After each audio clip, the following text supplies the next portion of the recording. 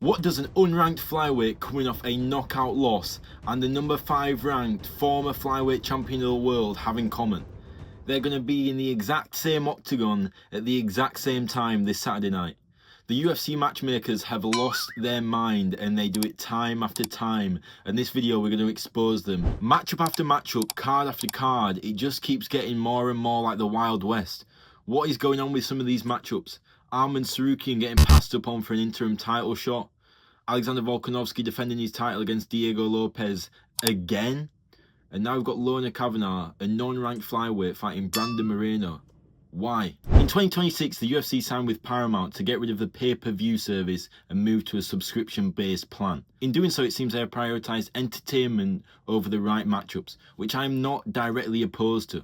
I'm glad that we get to see entertaining matchups week in and week out. But it's got to a point where we are putting over the wrong fighters compared to the deserving title contenders. Nothing summarises better than Diego Lopez getting his second title shot before Movsar, Aljamain Sterling or Lerone Murphy had their first. It seems like Paramount are favouring striking matchups over the less entertaining grapplers. Now, as UFC fans, we're not going to act like we've not seen grapplers stink up main events time after time after time.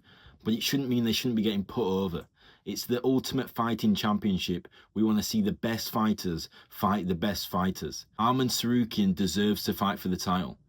There is no other argument to be said. Beating Charles Oliveira and then following up with beating Dan Hooker should put you at least in a line to fight for an interim title. But no, they gave the edge to Paddy Pimblett and Justin Gaethje, who was one fight removed from being flatlined by Max Holloway. Giving Diego Lopez the rematch before giving Movsar Evloev a single shot or letting Lerone Murphy have a go after coming off a spinning elbow KO is ridiculous. Throwing Lorna Kavanagh, a young up-and-coming prospect who is coming off a KO loss and who is not ranked, Brandon Moreno, a former flyweight champion still high in the rankings, is not smart matchmaking. I'm not saying that it doesn't work sometimes. We have seen fighters take big jumps up the rankings and it worked.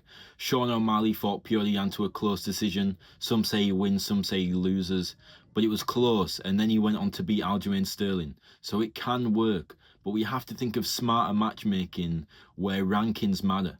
Because at this point, it's shown that they absolutely do not. Movsar Evloev has supposedly spent all this time as the number 1 ranked featherweight in the world while having never fought for the title. While Diego Lopez, who lost to Movsar at one point in his career and has never been ranked number 1 in the world, has had 2 shots already. I'm all for entertainment, but Volk versus Lopez 2 was not that entertaining, and people already knew the outcome before it had happened. So here's the point. Stop giving fighters a bigger jump up the rankings than they deserve, and give the rightful number 1 contenders their shot at the title.